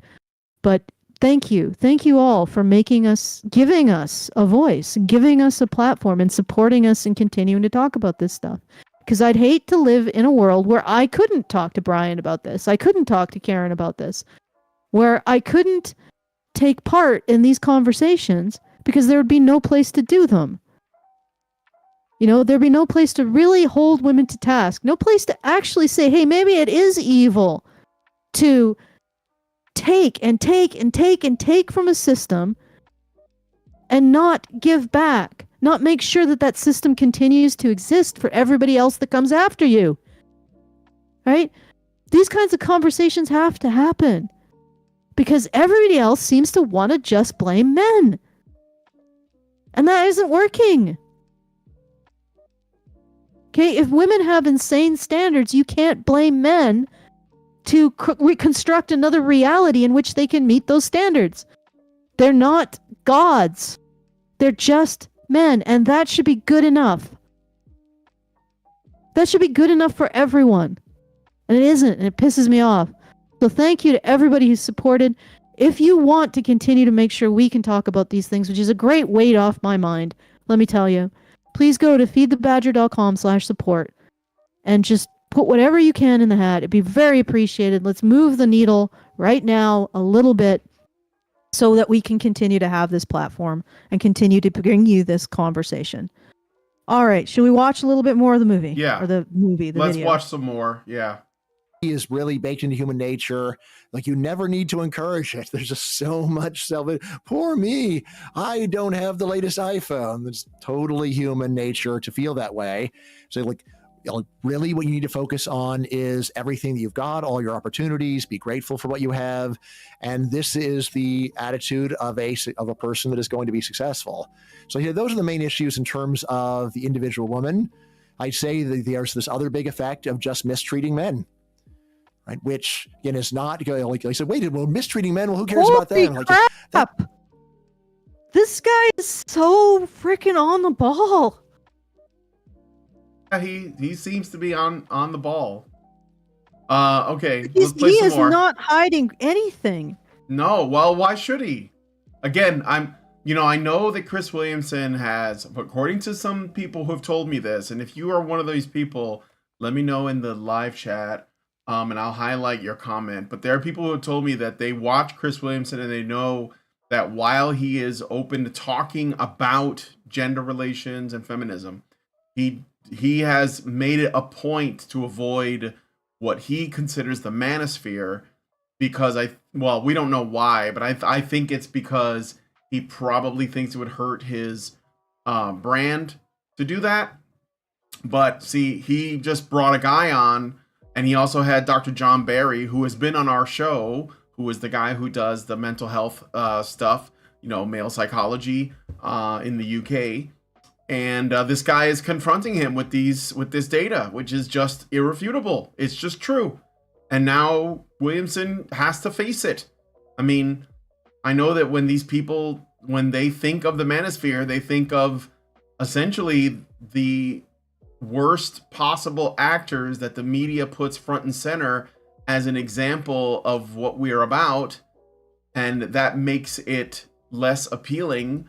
But it's really should be people like this, people like John Barry, people like us, that he should be talking to. But the media would never put us front and center. They would never, because we're too reasonable. They want to put out the caricatures. That's why Andrew Tate, in my opinion, that's why he's big, because he is the caricature. So they just put that out there and everybody's like, oh my God, is that the manosphere? And they're like, yes, it is, So, but it's not. It's like one guy I didn't hear about until like last year.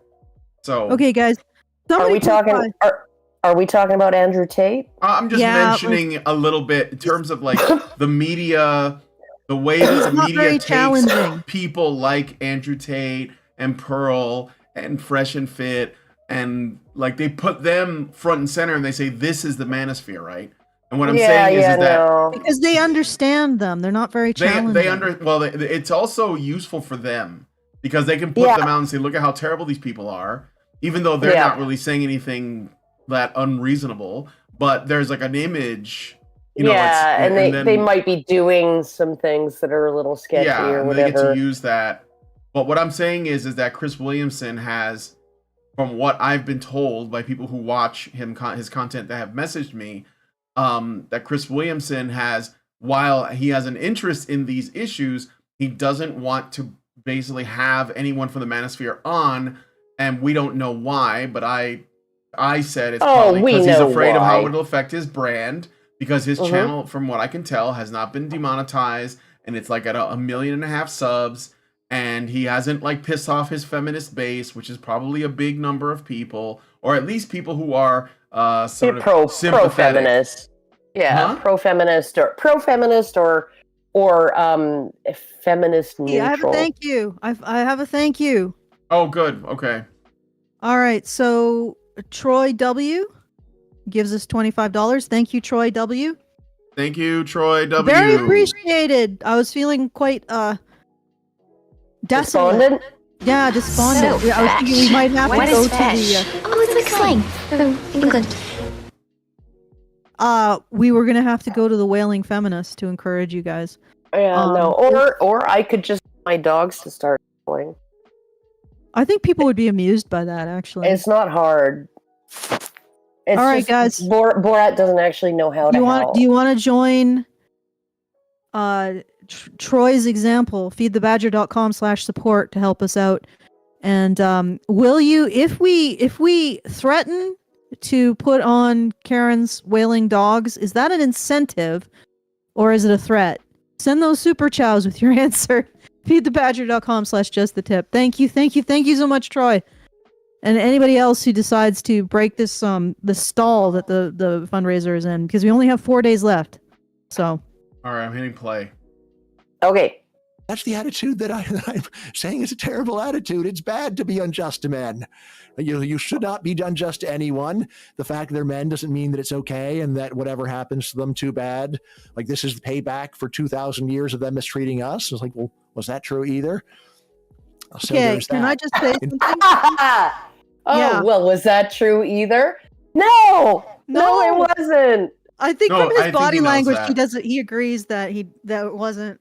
But I'm just going to say, the reason why it's really difficult to get this opinion across, and I realized I just moved away from so I apologize for that. The reason why it's difficult to get this opinion across is because society regularly uses men to solve its problems. It's just like, yeah, we got to throw men at them. So they've constructed an identity where men take responsibility for other people's problems. And that's what we're seeing. We're just seeing another iteration of that. And I can tell you one thing, we're never going to become a class 1 civilization doing shit like this. Yeah. This is not the behavior of the heirs to the stars. This is the behavior. Yeah, no, we're not in Star Trek The Next Generation right now. No, this is not the behavior of any species that the Galactic Federation wants to get off of its crust, okay? No. We need to resolve this. We need to stop using men to solve our problems. Or, if we use men to solve our problems... Make sure they're really good ones. Make sure they're good problems or important problems, and make sure you... are rewarding them. Are rewarding the men who solve. That's like literally, that's just basic fairness. So. Yeah, it is basic fairness, but I'm just saying that what he's saying, you know, the fact that we just don't consider the situation for men. Well, we're part of a social system that has existed to time immemorial that simply uses men to solve its problems. Like, if you don't have enough resources, send your sons to go steal some from other people. Yeah. Right? You know, you wanna build a tunnel under the Thames? Go send a whole bunch of working class men to die of asphyxiation in the mud. You know, some archduke is murdered, and you just can't solve the political, like the diplomatic web that's being unraveled. Set up a meat grinder and throw some men into it. Set up a meat grinder and throw an entire generation of your sons into it. Woohoo! That does not men doing it to each other. Where did men learn that they were expendable like that? Because that is an emotional habit. If men were like, learned it from both parties, both parents, they either all of society. They learned it from all of society, and women in particular, because women were responsible for the upkeep of children, raising of children. Okay, so that emotional habit comes from somewhere. And it could also come just from instinct, too. That men have an instinct to protect their social groups, to put themselves between harm or starvation and their social group. Yeah, I think that's the case, yeah. Yeah, it could be that. But that means that instinct is being exploited by societies. Yeah. And men are not responsible for that instinct. It's something that has either been put on them by socialization, or more likely is simply inherited, or inherited as an instinct. That doesn't mean that women should encourage that instinct, or at the very least, we should make sure that instinct is only used when absolutely necessary. And this is something, when it's used, it's appreciated and rewarded. And it's appreciated, and it's understood the sacrifice that men have made to ensure that society can continue. I mean, this is what women can do.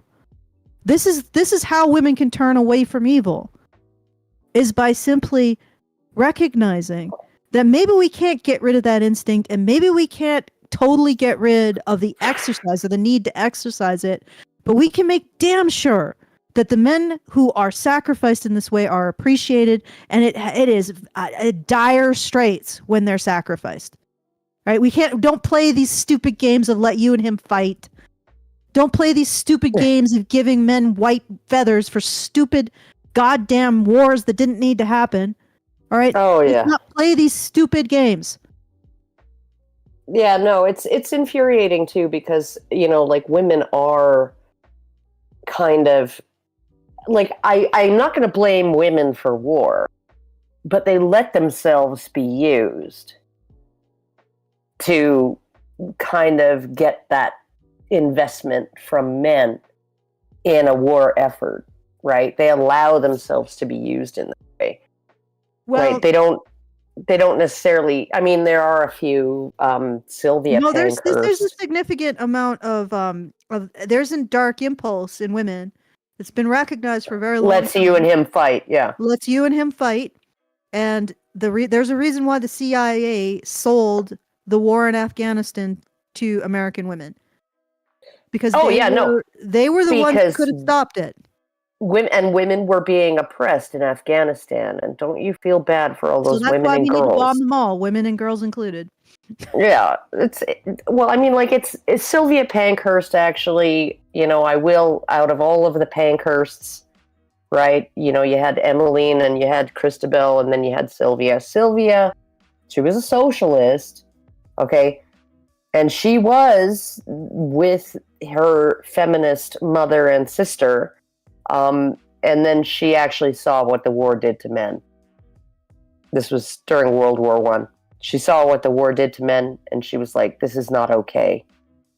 It's not okay the way we're using men to fight for nothing.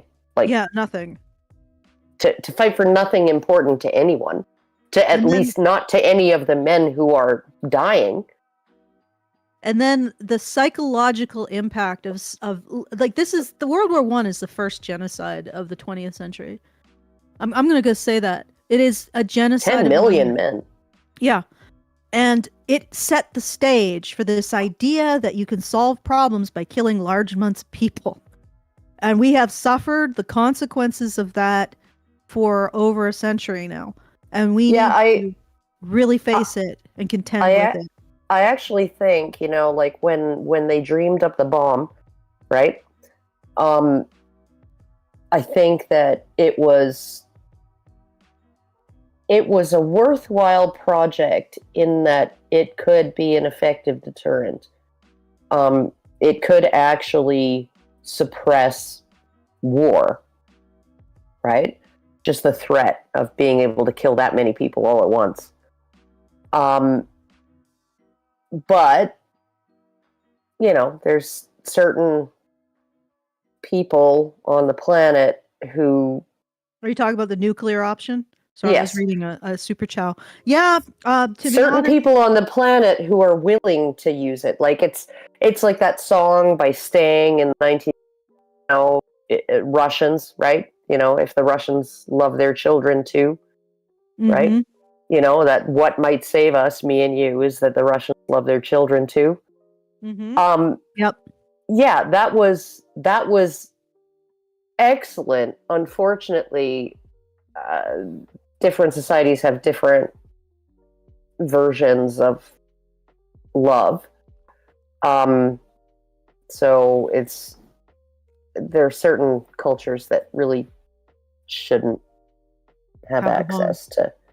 Yeah, well, I think that is a good point. And also nuclear weapons means that nobody's safe, which in some ways is an improvement because you have to really think about it. Yeah, you can't be be selective in the people that you shoot with a nuclear bomb. You can't spare the women and children and just kill everybody the men. goes. Everybody goes. So and honestly, that's one reason. That is one reason why I would say that the vote might be acceptable to give the women is because they are now they also have skin in the game when it comes to nuclear war. Unfortunately, they're not acting like it. No, they're not. Oh God! I got they're a super acting chow. like they're still in that privileged position of mostly being shielded from the effects of war. Okay. Yes. Well, they think they are. Okay, I got a super chow from a loquacious primate who gives us $10 and says, "Thank you for what you do, Allison. I think you are asking some of the most important questions on the planet and trying to confront them head on in ways few others are willing to do." Oh, So thank you, loquacious for primate. that super chow. Loquacious Here, I primate. agree. Yeah. Yeah, and honestly, I try to do more than just have these conversations on. Like, these streams are probably about a fifth of what I do, because a lot more of my work is spent. I don't even want to call it work, but building the community, trying to listen to the men who've been disenfranchised by the system without judgment. And I don't even mean just guys who don't have a job or don't have financial or school prospects. There are a lot of lonely men who are good earners. Yeah. In any other era, they would have a wife and child by now. Mm-hmm. And there are some guys who are successful with women, and they might have problems with that, or they just want a community where they're not expected to be their wife's whipping boy, I guess. And supports them in putting up those boundaries, or at least they feel like that they're part of that, or they just want to help other men who are dealing with more difficult issues. So I think my most important work is the community work and just listening to the men who this stuff impacts. And I don't see that. I honestly don't think that the answer is really going to come from YouTube channels. It's going to come from people who take the time to build communities to help people overcome the kind of socialization problems that the modern age creates. Right? So, and what's interesting to me is it seems like other men's issues advocates have come to the same conclusion that I have. And it's interesting to see that is coming from men's issues advocates. So you have Justin creating communities to try to support men. You have Paul Elam with the XY crew. And I think there's other examples of that. The people who, for whatever reason, the people who are invested in men's issues, I think are closer to the solution, which is to construct communities to help people, or specifically men, get back into relationships with each other, get back into being social with each other, so that we can start to heal this nihilism and this fact that we're now raising generations of feral children, wolf children, and they're not going to be able to inherit a society and make it function. I mean, we're devolving. And it sort of makes sense because, the West is sitting on the petrodollar. We don't have to, we're almost like white people in the antebellum South. I mean, this is going to be offensive to some people, but they were delusional. I'm going to be honest. The slave owners were delusional. They were delusional about what they could actually accomplish. And they were delusional about their abilities to be practical and functional in the world. And it was because of that system, right? And they, as much as I feel for states' rights and people's right to govern themselves locally, there was a lot of arrogance and stupidity that went into the southern side of the Civil War. Oh, yeah. And it was because their system invited arrogance and stupidity and living a lie and living a flattering lie. And then you devolve when you live in these kinds of situations where you get your ass wiped by other people. And that's what I'm seeing. Yeah. Like, women are devolving. Men are just feral too. And it's really sad to see because, the bull elephants, the younger elephants in the African savannah, that story? Yes. Yeah. That they kept on finding rhinoceri that were trampled to death, and like these gameskeepers, the animal sanctuary, the conservation officers kept finding rhinoceroses that were trampled to death, and they found out it was like bachelor pods of adolescent and young adult male elephants that would just go and fuck everything up, right? You can loot a Target or a Nike store, or you can trample a rhinoceros to death for no apparent reason, right? And so they stuck a bull elephant in with like a fully mature, middle-aged bull elephant in with these bachelor pods, and whenever they started attacking a rhino, the big male would pick him up with his trunk and throw him down. And why you do that? Yeah, why are you fucking doing that? Are you stupid? Like, what the fuck? That's interesting that the bull elephant would have that concept of not being aggressive pointlessly towards other animals. Yeah, well, I mean, like, why would you be aggressive with... you're not going to eat the rhino because you're a herbivore. Yeah. Right? So the only other reason you do it is just to fucking do it, because you're not competing for sex. You're not competing for mates. Yeah. It's just for shits and giggles. Like, don't be needlessly destructive. Yeah. And what the fuck are you doing? Yeah, that's that. Honestly, if women are complaining that men are badly socialized, Well, you got rid of a good chunk of how men socialized boys. Yeah, you got rid of all your bull elephants, bitches.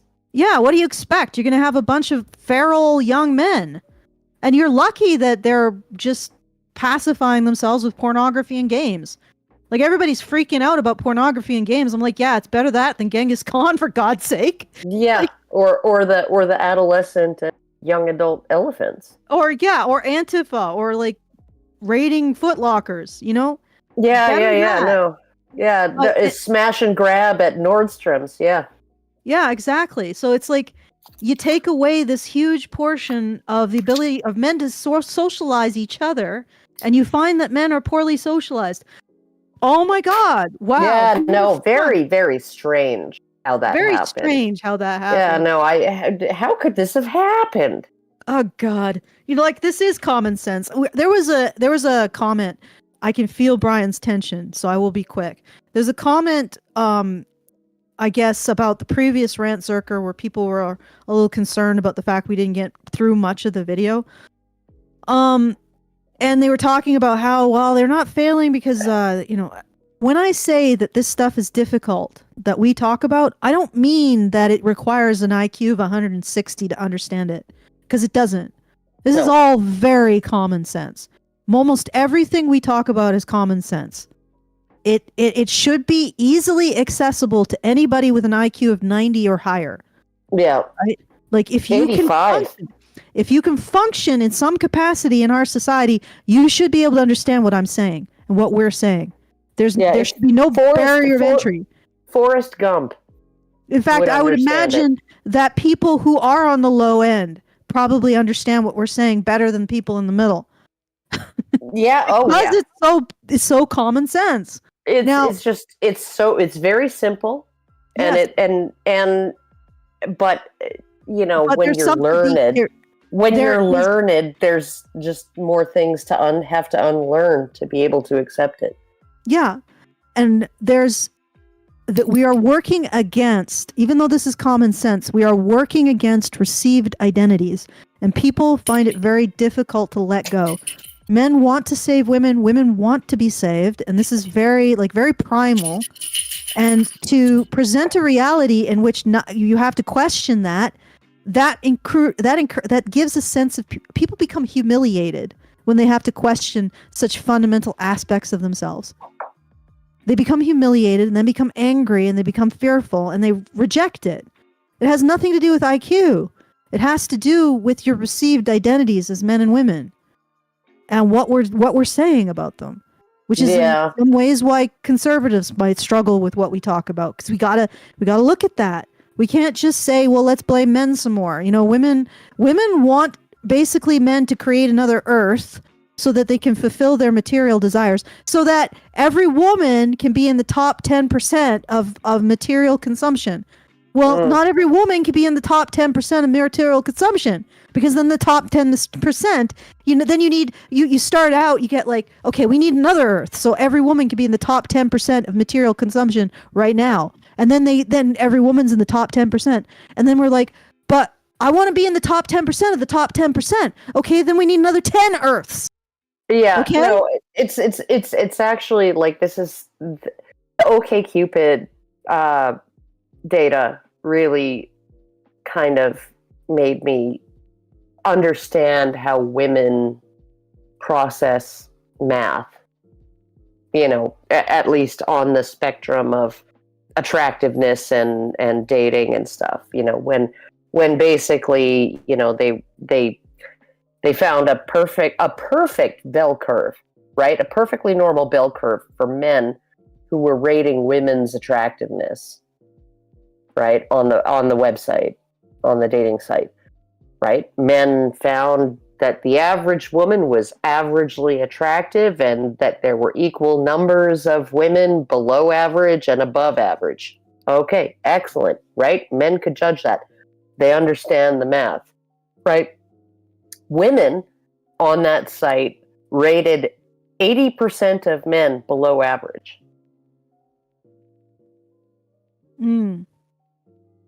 80% of men were below average. That is numerically impossible. It's mathematically impossible for 80% of men to be, I mean, I guess like below the median. I don't know, but they just figured 80% of men were like not worth even clicking on. Yep. Maybe they just decided average was is this person attractive to me or not, which still is a problem. Well, what I keep telling, people who are like what I keep telling women is because a lot of women will be like, I just don't understand it. When I met him, he was like blah, right? But now that I'm getting, and yeah, the more you get to know a guy and the more you get to like his personality, the way you interact, the way he treats you, like spending time with him, all of those things, the more you actually like the other aspects other than his physical attractiveness, the less fat and homely he looks to you. Like you literally will, and this is a very bizarre thing that I think only really applies to women. The more you get to like a guy's personality, the better looking they get. It's just really weird. You start to focus on the parts of their physicality that are attractive, and you de-emphasize, you start to not notice the ones that his paunch and the dimples in his bum or whatever, right? You literally, it's the weirdest thing. And I noticed this with me, with all kinds of guys, right? That the moment that I started liking a guy's personality and enjoying spending time with him, he became more attractive, more physically attractive to me, even though nothing had changed. And then the moment he did something that really fucking annoyed me, right? Or that really made me feel betrayed or pissed off or let me down in some way, I'm like, all of a sudden I'm noticing, oh, he's overweight, right? Yeah, Weirdest thing. Yep. Weirdest thing. But that's not what's happening now. That process isn't allowed to occur. It's not allowed to occur because you're swiping left or swiping right on like 1 second. Which is assessment. You know what? One reason why I might have some sympathy for Alex Sykes' message of approaching in public, if there wasn't these huge initiatives to make it more legally irresponsible and also to tell men that it's pestering women or borderline traumatic for men to approach them in public. But I mean, if that's what you want to do, if you want to get the social skills necessary to do that, I would suggest just not focusing on that at all and maybe working on being part of a community that appreciates your work and your company, and try to work on your social skills outside of approaching women first. Yeah. Yeah. Okay, let's see if we can finish this, eh? Okay. Well, we're not going to finish it. We're not finishing. We're not going to finish this, but section.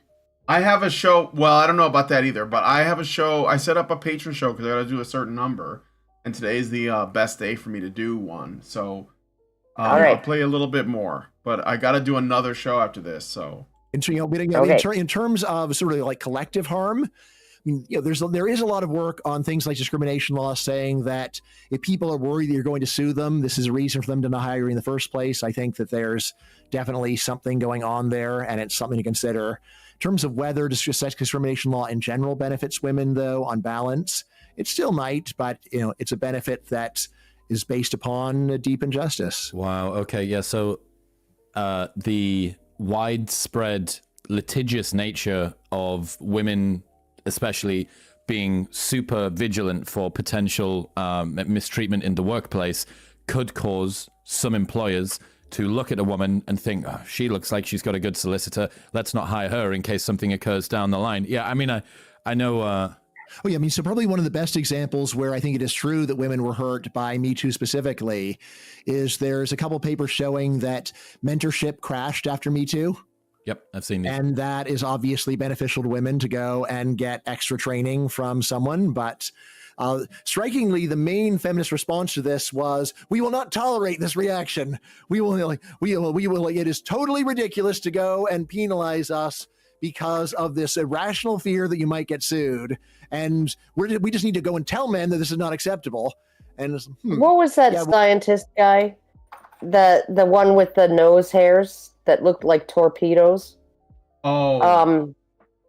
And his career was absolutely ruined by that. I remember. I don't remember his name, but I remember the guy. Okay, what did he do? What was done? So he'd spent his life, basically mentoring both men and women. And he was a Nobel Prize winner. In cancer research, I believe, right? And he went to a luncheon in South Korea at a conference for science journalism. And he was asked to give a toast off the cuff, and he made a self-deprecating joke because he had met his wife when she was working with him in the lab, and they'd been married for like 50 fucking years or something like that, right? And he made a toast and he said, it was a feminist thing. It was a feminist conference, right? Women in science journalism or something like that. And he gave a toast and he said, here's to women in science. You'll find that they're a big problem because they distract you, because they cry and you fall in love with them or something like that, right? And then you fall in love with them. And Connie, that was her name, Connie something or other, this fat black feminist woman, right? She lifted that out of context. She said his joke was met with stony cold silence because he was such a misogynist, right? When in reality, everybody laughed and clapped and they were like, yeah, no, that's kind of witty. And it's kind of true too. And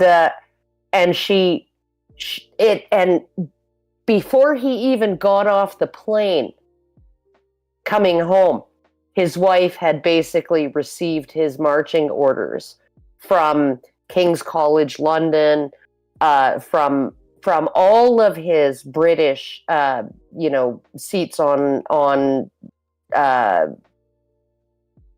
guess advisory boards and whatever. All of his positions were canceled. He was fired from everything, right? Before he even got off the plane on the way home, because of this frickin' bitch that misconstrued or misrepresented what he'd said, which was a self-deprecating joke. It was literally making fun of men, like it was making fun of women, they cry, and then you fall in love with them because men are stupid too, right? And he was talking from his own experience, probably because he married a lab assistant and they've been married for however long. But he had such a record. And there were so many women scientists who came out and said, no, he was instrumental in nurturing me along. He's not a misogynist. He doesn't hate women. He goes out of his way to help women scientists, right? He ended up taking a job in, Hong Kong, I think. Mm. Him and his wife moved to Hong Kong or someplace like that to get away from it.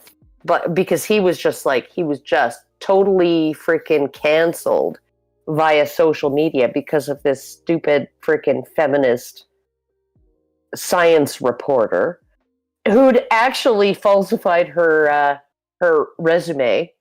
She was like, I'm a professor of blah, blah, blah. And they're like, no, she's not actually a professor of blah, blah, blah.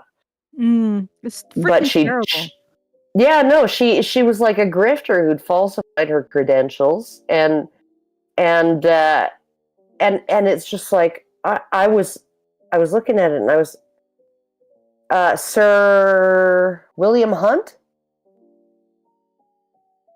Maybe, I don't know. Was that his name, Brian? Oh, I'm not sure. That sounds familiar though. It might be Sir William Hunt. I don't know. It was be Connie something or other. I remember the story. We covered it. Oh, yeah. We did. You noticed that his nose hairs were like exploding out of his nose like mushroom clouds. Yeah. But and they were. He was a bit shaggy there, but again. But yeah, no, and it's like, yeah, no, and I'm just James Hunt. I don't know, but Hunt, I think, was his last name. That sounds right. But you literally have Tim Hunt. Woman. Tim Hunt. God damn it! Hunt. Thank you, yeah. Tim Hunt. And you have one woman who can say one thing and destroy this man's entire career and legacy. Right? Massive strides in cancer research. And Nobel Prize. Yep. And none of that matters, though. Made a woman uncomfortable. Throw it all out. Made a woman uncomfortable. With and a story. Like a story that was relevant to his life. Mm-hmm. It wasn't even applicable to her. She slapped out her pseudopod of discomfort and said he trod on it. I saw this bitch, and nobody was falling in love with her in a lab or anywhere else. Well, yeah, because she sounds like a horrible person. Oh, no, not just a horrible, like physically unattractive and like just unattractive all the way Karen, through. There's a lot of physically unattractive women who get married. Yes. This is because she is emotionally unattractive. Oh, yeah. I mean, the physical unattractiveness is incidental. It is the absolute state of her frickin' soul. Oh, yeah. But yeah, I wonder, why did mentorship crash? I wonder. Yeah. And I'm guessing that it hasn't recovered and never will. And the feminists are basically saying, "Oh, how dare!" Well, how dare men not mentor us? I mean, literally, like, what? Just extend this forward into the future. Yeah. Feminists get what they want. They get what they want. They get what they want. They get what they want. Is there going to be a functional society left? They can anyone, destroy their career, and then they can also force men to actually be in contact with women, even when it's against their will, because we don't give a fuck about men's consent. Mm-hmm. Is any of this going to be functional? Like, if you destroy this, think about it. You give women the ability to destroy the careers of any man at any time for making them uncomfortable. How is that a system that works? Yeah, no, and it's like, then they'll complain that men, they complain that men who mentor women, maybe they had some kind of ulterior motive, right? Because, they cry and then you fall in love with them. Okay, misogyny, right? And then they complain that men aren't mentoring women. And it's just like, how is there a way that men can exist that doesn't offend a woman somewhere? No. And unfortunately, that means that men can't functionally contribute to society. Period. Like, they cannot have their contributions insured.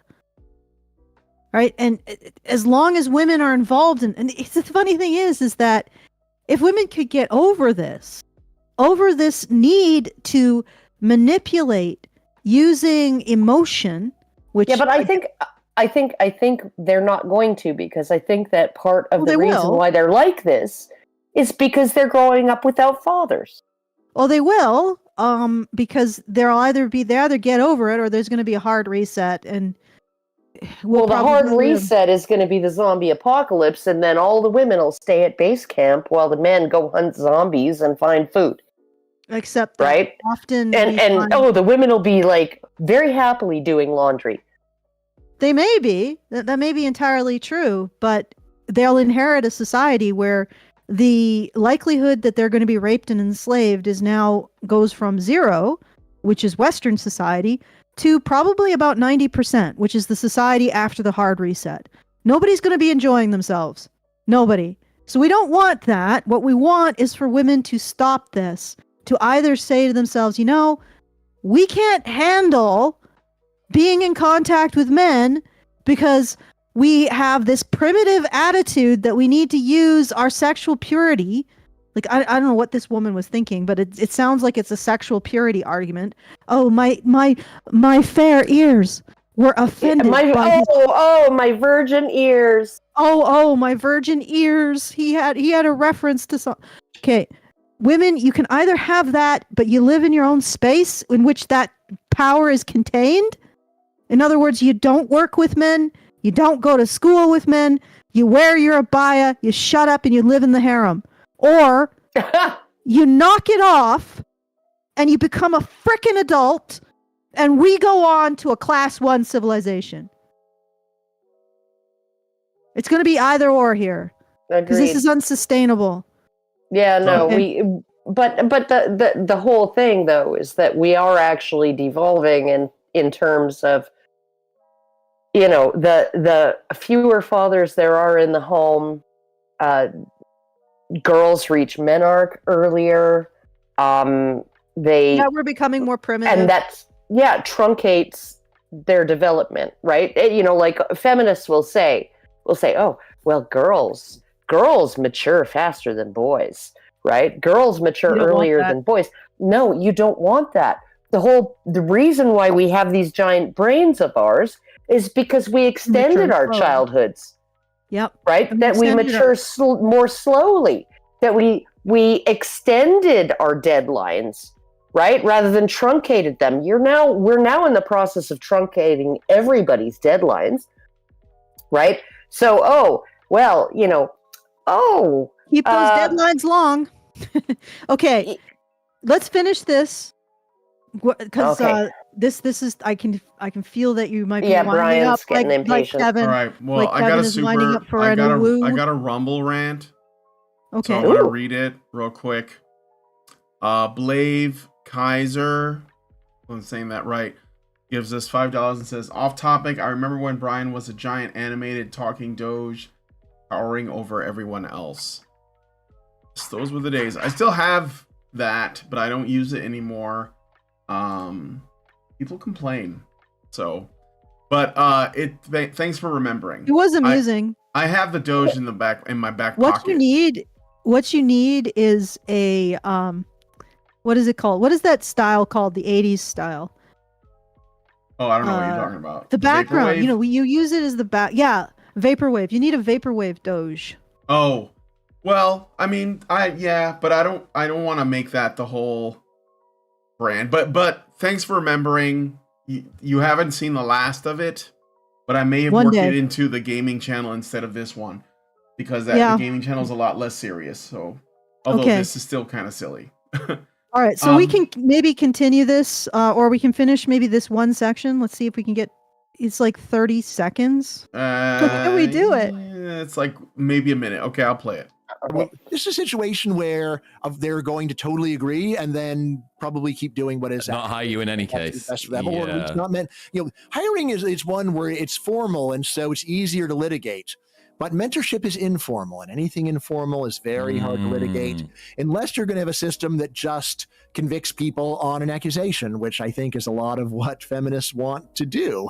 So what I'm feeling here is, on average, of course, there is. I emphasize everything is on average. That's fine. The entire don't back podcast that up. is It's exactly what average, feminists want. Excellent. What I'm feeling here is an echo. I'm sensing the equivalency on the male side of the spectrum, which I'm sure that you've seen. Movements like the Black Pill movement. Yes, this could be its own show. All right. Looks like we're gonna have to revisit this. So this is called "Is Feminism Equal to the Manosphere?" Oh, no, we can't do this. Okay, no, we can't start. We can't start. Nope, we gotta all agree. I'm stopping. I'm stopping. Can't start because we must stop. Can't stop. But I mean, like, is anyone really surprised that that's where this is gonna go? Yeah, because once we start, we can't stop. Won't stop. No, it won't stop. All of us will be breathing fire. Yeah. God, I'm so angry now. Thank you, guys. Okay, but we can release that anger on Wednesday, right? All right. Wednesday. Okay. It's about the same time. We can all put Okay. that on our schedules. I can do Wednesday earlier. Yeah. Okay, that's Lindsay fine. I can do it day, so I can do it earlier too. And don't start. Everybody has to agree. Nobody starts. Mirror image. No start. Okay. No, don't start, Brian. No, I'm not. I'm done. Okay. It's gonna be a good one. Wednesday's gonna be a good one. Oh my freaking God! I can feel the fire. Oh no! I feel like a lava chamber. My favorite thing is how predictable it is. It's so predictable. Like, does this not get boring for you guys? I mean. Okay, Brian. Oh no! No. It is boring. It is boring, right? But it's every time. It's equally infuriating when you see someone who appears to be smart falling into the same fucking bear trap. Okay. I have my hands up. I'm like trying to. I'm using the force to try to keep Karen contained. It's like when you give your girlfriend the controller and you're telling her how to play the game, and she refuses to listen and presses the same wrong buttons. Every time the bear tries to take a in the ash hole. I have no idea. You cut out there first. Let's just wrap it up and we'll do Wednesday. Okay. I don't have any more. Let me just make sure. I don't think I have any more super chows or anything like that. No, we're clear. So I'm having a heart attack right now. Okay, just relax. Breathe through it, Karen. Just that kind of breath, Okay, so I want to thank GGL, who just became a new subscriber at 15 4 levels, so $15. Thank you, GGL. If you want to join him at feedthebadger.com/subscribe. And I kudos to you, because I see that your journey to becoming a subscriber at Feed the Badger was fraught with obstacles. I see about 3 different subscriptions, 2 of which I think you canceled because they were wrong, and then you finally got into the 3rd one. So that's like, way to keep with it. Good job for you. That's some grit. So thank you, Gigi. And again, if you want to help us with our monthly fundraisers, that's at feedthebadger.com/support. Really critical to make sure we get those funds in so that we can pay for our expenses for this month.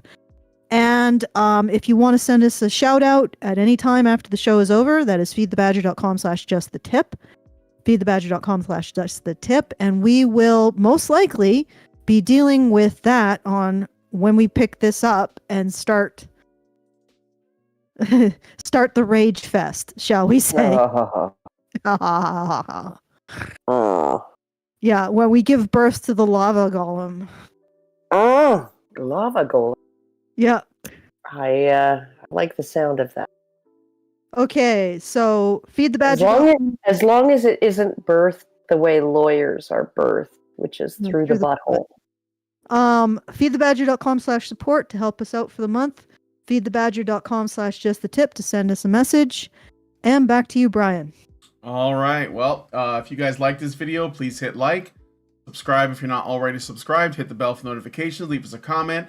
Let us know what you guys think about what we discussed on the show today. There is a link to the full video in the description. And please, please, please share this video, because sharing is caring. Thanks, guys, so much for coming on today's episode of the Rantzerker. And we'll see you guys tomorrow for the news show. Have a good one, everybody. Men's rights activists are machines, dude. Okay? They are literal machines. They are talking point machines. They are impossible to fucking deal with, especially if you have like a couple dudes who have good memory on top of that too. Holy shit, you're fucked.